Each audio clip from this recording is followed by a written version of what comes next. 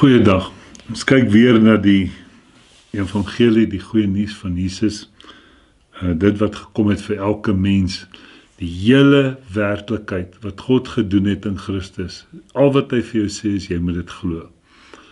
Dit gaan nie daaroor om dit te glo en nie. Ons kry dit nêrens in die skrif dat hy sê dat jy moet glo en nie. Dit is absoluut net deur geloof. En hy sê die regverdige sal nou net uit die geloof lewe. Dis 'n skrifgie wat van die Ou Testament afkom, Hosea 4 vers 6, en dan gaan hy deur Romeine 1, Galasiërs 3, Hebreërs 10, en sê die regverdige sal nou net uit die geloof lewe. So, geloof jou oortuiging is dit wat jy gaan eet. Hy sê, ons sê altyd, dit wat jy glo is dit wat met jou sal gebeur. En dit bly absoluut net die werklikheid, dat ons net in geloof wandel. Nou, baie keer in mense lewe, dan sit mense en dink daaraan. Ek het self ook sulke situasies in my lewe. Dan gebeur daar iets wat jy 'n probleem kry. Kom ons sê jy skuld iemand geld. En dan sit jy en jy kry nie hierdie geld nie, en dan kom jy op 'n stadium en sê, weet jy wat, net om uit hierdie ding uit te kom, dan sê jy vir jouself, hulle kan my kar vat, hulle kan my huis vat, hulle kan alles vat, maar hulle kan nie my lewe vat nie. En dit is, dan begin jy daarin 'n bietjie vrede vind. Of baie keer dan het jy vir iemand iets wat jy moes gedoen het en jy het dit nie gedoen nie. Of jy het 'n ding gedoen en jy het vir iemand gesê, ek gaan 'n ding vir hom doen of regmaak, en jy het dit gebreek. Nou wat gaan jy nou vir hom sê? Dan begin die ding in jou werk, en dan op 'n stadium, dan werk die ding jou so op, en dan kom ek en dan sê ek vir myself, weet jy wat, enige iets kan gebeur, ek kan die ding vervang, ek kan dit doen, maar belangrikste is dat daai persoon kan nie my lewe vat nie. Maar as ons nou die geestelike toe kom, dan sien jy daar was 'n probleem gewees. En dit is, God het vir die mens gesê, as jy van die boom eet, sal jy sekerlik sterf. En die mens het van die boom geëet. Met ander woorde, daar gaan dit juis dit, dat jou lewe word van jou geëis. Omdat Adam van die boom van die kennis van goed en kwaad geëet het, moet almal sterf. Romeine 6 vers 23 sê, die loon van die sonde is die dood, en omdat Adam van die boom van die kennis van goed en kwaad geëet het, omdat hy gesondig het, omdat hy in die sonde geval het, moet elke mens sterf. Jy sien, en dit is waar ons die probleem het, maar as ons nou regtig gaan kyk, dan sien ons dat Jesus Christus het vir ons daai werklikheid kom doen. As hy byvoorbeeld sê, Romeine 3 vers 23, 'n skrifgie wat verskriklik baie aangehaal word, almal het gesondig en het ontbreek al aan die heerlikheid van God. Dis 100% waar, maar dit was voor Christus gewees. Hy sê, maar nou word hulle sonder verdienste geregverdig deur die genade van Jesus Christus. Jy sien, daar's die twee aksies wat 'n mens moet sien. En ons het so in ons tradisionele konsep net die eerste ene gevat, want as ons net die eerste gedeelte vat, waar almal moet sterwe, dan het jy genoeg skietgoed om iemand bang te maak. En hy sê, maar, dan praat 2 Korintiërs 4 daarvan, hy sê, maar ons is verby die bediening van veroordeling. Ons het nou gekom by die groter werklikheid, naamlik die bediening wat regverdig maak. Jy sien, so, dit is baie, baie belangrik, dat ons moet wegbeweeg van dit. Dieselfde wat Romeine 6 vers 23 sê, dat die loon van die sonde is die dood. Dis 100%, dit kan 'n mens bang maak, dit kan jou intimideer, maar dan kom hy dan sê, maar die genadegawe is die ewige lewe in Jesus Christus. So ons moet na die groter werklikheid gekyk, dit wat 2000 jaar terug vir ons gekom het, naamlik Jesus Christus. En die oomblik wat ons by die eerste gedeelte vashak, dan ontken ons of misken dan dit wat Christus gedoen het. En dit is nie geloof nie. So baie, baie belangrik, Jesus Christus het gekom, en hy het vir ons kom betaal, 'n regverdige transaksie, 'n wettige transaksie, het hy vir elke mens betaal. Hy sê, as een gesterf het, dan het almal, 2 Korintiërs 5 sê, as een vir almal gesterf het, dan het almal gesterf, en hy het vir almal gesterwe. So Christus is het almal ingesluit, God het almal in Christus gesit, hy het vir almal gesterwe, hy staan na 3 dae op, en hy gee vir elke mens 'n nuwe lewe, ongelukkig het almal dit nie aanvaar nie, en dit is wat maak dat mense eendag verlore sal gaan. Weet jy, prakties, my vrou het op 'n stadium met sy rekening gehad, en dan kom ons nou hier, dan sien ons maar hier's nou die dinge loop nou nie so lekker nie, rekening is ons maar altyd 'n kop seer. Ek het self ook so 'n situasie gehad, en wat ek dan doen, ek het 'n rekening en nou sê hulle vir my, maar hoorie, daar's nou 'n fout, want jy het nou dit betaal, maar daar's nou hierdie heffing by en al die goed, en ek sien maar die ding werk nie, en ek gaan en ek vat geld en ek gaan maak daai rekening toe, 'n wettige transaksie. Ek gaan en ek betaal daai rekening af en ek maak daai rekening toe. My vrou se rekening het gegaan en gesê, kom ons maak die rekening toe. Ek moes betaal het om hom toe te maak. Ek betaal, maak die rekening toe en dan is hy toe. Dan is daar geen werklikheid. Niemand kan 'n vinger op jou lê nie. En dit is wat Jesus Christus vir ons kom doen het. Almal was skuldig aan dit, want almal het gesondig en het ontbreek aan die heerlikheid van God. Maar hy het kom betaal daarvoor, en hy is die kwitansie. Hy is die ewige lewe. Jesus Christus is die ewige lewe. Hy is die antwoord wat gekom het. Weet jy mense, maar ons is so baie in ons lewens, en hoekom die ding nie werk nie. Ek het nou verlede keer daaroor gepraat, dat een van die groot probleme is, ons pas nie hierdie geestelike werklikheid toe nie. Ons het nou deur jare gekom en gesien, daar is 'n groter werklikheid as die wettiese godsdiens, as die veroordeling, en ons het by die vryspraak uitgekom, die boodskap van geregtigheid, en dit is 'n absolute wow gewees, en die mense het besef, weet jy wat, ek het 'n nuwe lewe, my lewe is nou Christus, maar die probleem is, ons pas dit nie toe nie. Nou wil ek net gaan kyk, en nou sit ek baie keer en dink, dat hoekom werk dit nog steeds nie? Want baie mense kom by dit uit, maar hulle het die nuwe boodskap gehoor, of die werklike boodskap gehoor, die waarheid gehoor, want Efesiërs 1:13 sê, toe jy die woord van die waarheid hoor, nie die nuwe boodskap of dit nie, ek het nou verkeerd gesê, toe jy die waarheid hoor, hy sê die woord van die waarheid, die evangelie van jou redding, toe jy dit hoor en dit glo, word jy verseël met die belofte van die Heilige Gees. Jesus sê, ek is die weg, die waarheid en die lewe. Jesus sê vir hulle op aarde, ken die waarheid. Toe hy op aarde was, sê hy, ken die waarheid en die waarheid sal jou vrymaak. Dan gaan hy later, dan sê hy, Johannes 8:32, vers 36, en sê hy, maar en as die Seun jou vrygemaak het, sal jy waarlik vry wees. Jy sien, dit is nie die ou bedeling nie, dis nie die ou godsdienst nie. Jesus het kom sê, hy het 'n werklikheid voorspel, en dit is 'n werklikheid wat gebeur het. Nou sit 'n mens dat, wat is die probleem? Is dat ons is nog te vol van onsself. Dinge gaan nog te veel oor onsself. Baie keer sê ons, die mense is so behept met homself. Jy kom en dan selfs in die geestelikheid, baie keer kan 'n mens so geestelike werklikheid en sê, weet jy wat, Christus is my lewe, en jy kan 'n getuienis hê, dan sê jy, maar kom ek vertel jou, en kom ek wys vir jou, en kom ek sê jou. Mense, dit is nie so nie. Dit is die werklikheid in die geestelike sê, ons is ambassadeurs van God, ons verteenwoordig God, en dit wat ons sê, moet sy siening wees, nie ons eie siening nie. Ons is so besig oor jouself, jou eie dinge, jou eie gevoel. Dan kom mense en dan sê, maar ek voel so oor dit. Jy het nie 'n gevoel oor dit nie. Jy is 'n ambassadeur van God, en jy moet sê wat God oor dit sê, en dis die werklikheid. 'n Voorbeeld daarvan, ek kom op 'n stadium, en ek met hierdie evangelie praat ek toe met 'n dominee, en die dominee het 'n TV-program, hy sê vir my, Gerrie, ek gaan jou op TV sit. Hierdie boodskap is die mense se boodskap, dit is 'n vrymakende boodskap, en ek wil hê die mense moet hierdie boodskap hoor. Ek gaan reël dat ek 'n program met jou op TV maak. En ek op daai stadium is ek nog so nederig in myself, nie dat jy nederig en dit bly 'n werklikheid, maar ek dog toe, ek gaan verskriklik nederig voorkom, en ek sê, dominee, weet jy wat, ek stel nie belang om op die TV te wees nie.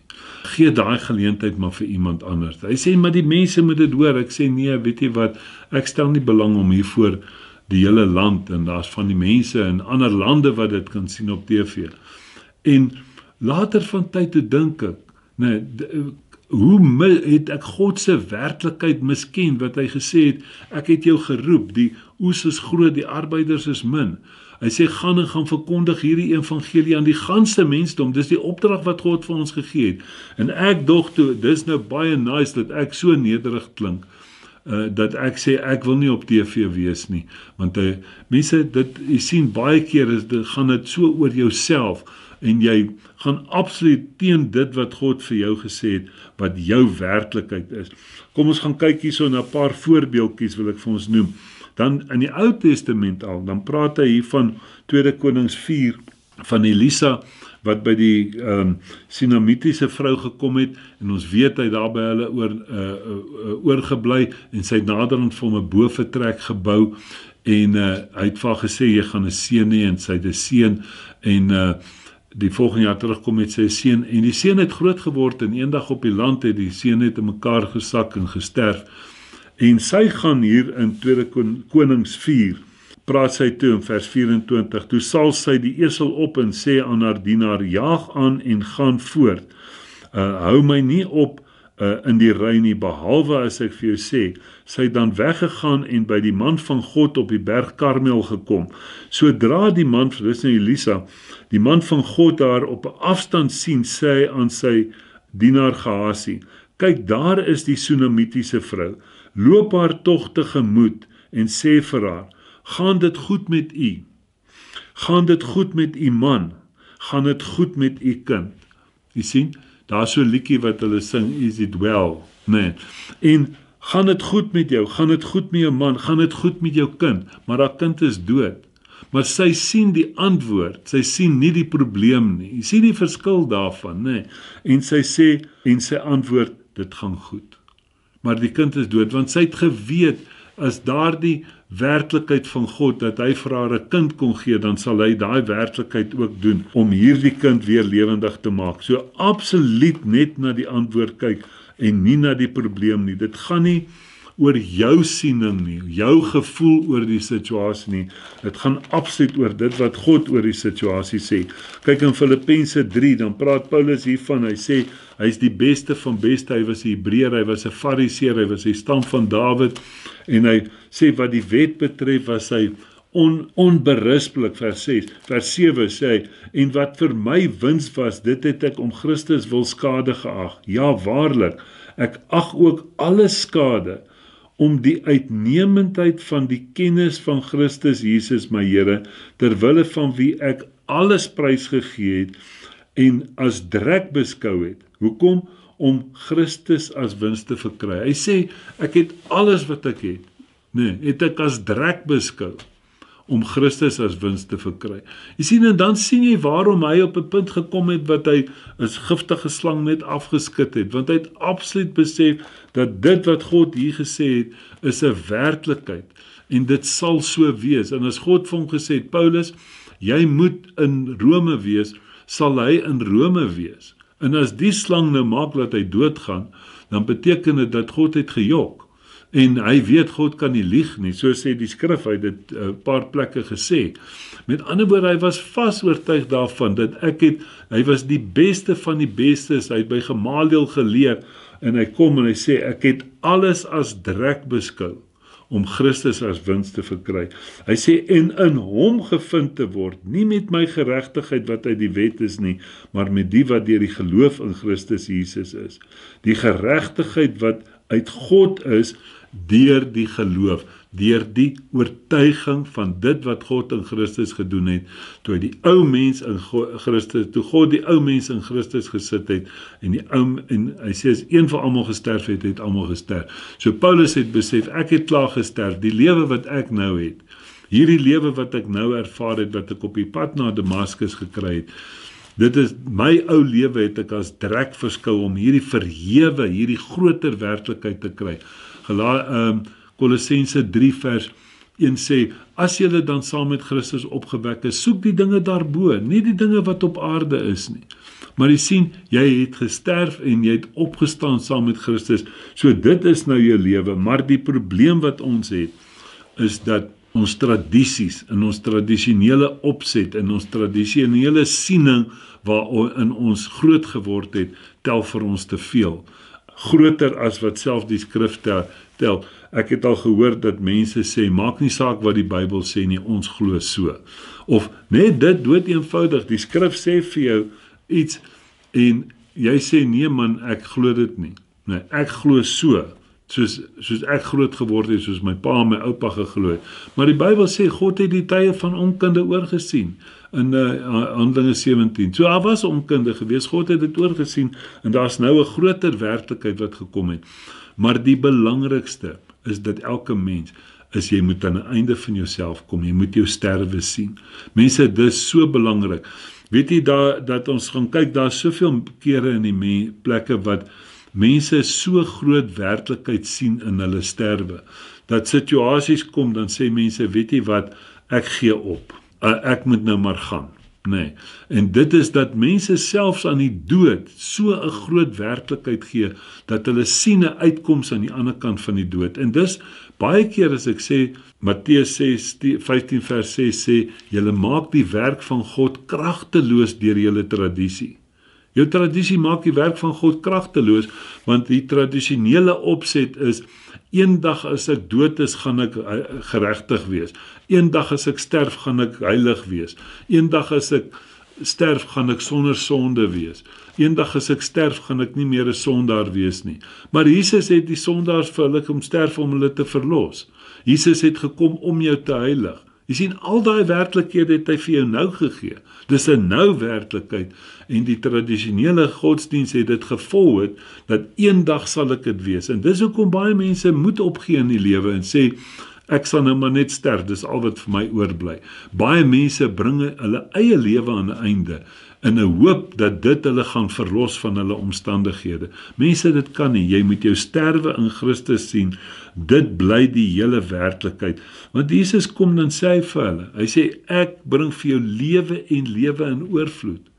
Jy sien, dis wat Jesus vir ons gebring het, maar jy moet in jouself, in jou ou mens, jou ou onwerklikheid moet sterf. Kyk wat sê Jesus hier in Johannes 11, toe Lazarus gesterf het, kom Jesus net om dit te bevestig. Hy sê, hy kom by Martha en hy sê vir haar in vers 23, Johannes 11, sê hy vir haar, jou broer sal opstaan, en Martha antwoord hom, ek weet dat hy sal opstaan in die opstanding in die laaste dag. Jy sien, sy volg die ding, maar wat sê Jesus vir mense, en ons moet dit, as die skrif so sê, is dit 'n werklikheid. En Jesus sê vir haar, ek is die opstanding en die lewe. Jy kyk vir die opstanding en die lewe. Ek is die opstanding en die lewe. Wie in my glo sal lewe, al het hy ook gesterwe. En elkeen wat lewe en in my glo sal nooit sterwe tot in ewigheid nie. Glo jy dit? Jy sien, dis 'n werklikheid daai, dat die mens moes, en dit is wat Christus hier voorspel, wat hy gaan kom doen. Kyk wat sê Johannes 5, terwyl ons hier is, dan praat Johannes 5 daarvan, en hy sê vers 24, sê Jesus self, hy sê, voorwaar ek sê vir julle, wie in my woord hoor, en hom glo wat my gestuur het, my woord hoor, en hom glo wat my gestuur het die ewige lewe, en kom nie in die oordeel nie, maar het oorgegaan uit die dood in die lewe.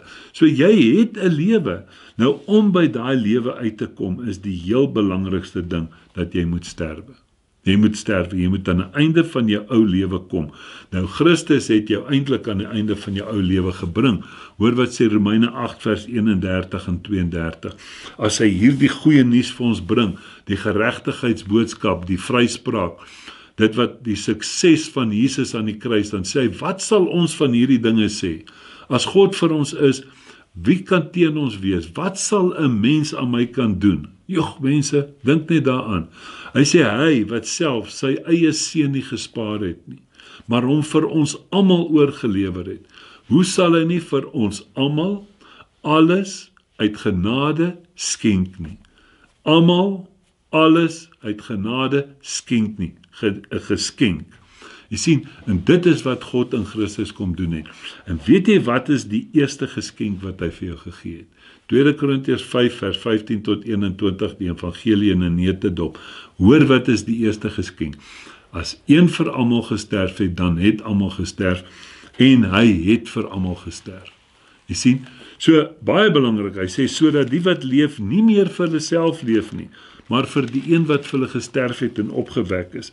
So, mense, baie belangrik, Die eerste geskenk wat jy gekry het is jou sterwe, want dis wat die Ou Testament, dis wat die wet van jou gevra het, dis wat die sondeval van Adam gevra het, die loon van die sonde is die dood, en God kom in Christus, hy gee jou die grootste geskenk, hy gee jou sterwe vir jou. God sit almal in Christus, want hy kan nie sterf nie, hy kan deur die dood gaan, Johannes 10 sê dit vir ons, hy gaan deur die dood, en hy doen wat die Ou Testament verwag het, en hy staan op na 3 dae, en hy gee vir elke mens 'n nuwe lewe. So dis die heel eerste geskenk. Nou Galasiërs 2 vers 20 sê, ek is saam met Christus gekruisig, ek leef nie meer nie. Sien jy, al die mooi gedeelte, daar is so baie, wat sê, jou hele werklikheid is jou eerste ding wat jy moet sien, jy moet aan die einde van jouself kom.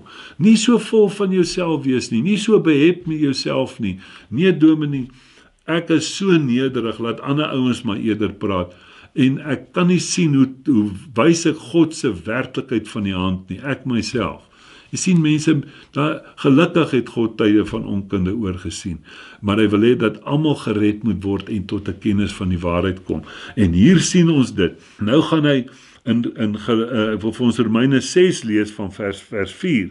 Hy sê, ons is dan saam met Christus begrawe deur die doop in die dood, sodat net soos Christus uit die dode opgewek is deur die heerlikheid van die Vader, ons ook in 'n nuwe lewe kan wandel. Met ander woorde mense, hy sê ons is saam met Christus begrawe. Sien jy, al die skrifte na die kruis sê, jy moet eers aan jou einde van jouself kom, want dis nie jy en Christus nie, dis net hy. Hy het alles gedoen. Ek het 'n vorige keer gesê, daar's iets wat iemand almal wil hê, maar niemand kan dit self kry nie. Christus het dit vir ons gegee. Hy wat dit glo, het dit. Wat is dit? Dis die ewige lewe. Ons hele werklikheid is deur jou toedoen en jou inmeng. Kom jy op 'n punt, is dit vir jou so groot prestasie as jy net die hel kan vryspring. Maar jy kom nooit agter dat as jy net in God se rus gaan en besef wat hy vir jou gedoen het, kan jy nie net die hel vryspring nie, maar lewe in oorvloed hê. Jy sien, so die eerste belangrikste ding is, sien jou sterwe. Die tweede ding is, sien dat jy 'n nuwe lewe gekry het. Hier sê in Romeine 6 vir ons, sodat ons ook so in 'n nuwe lewe kan wandel. Want as ons met hom saamgegroei het deur die gelykvormigheid aan sy dood, sal ons dit tog wees deur die aan sy opstanding.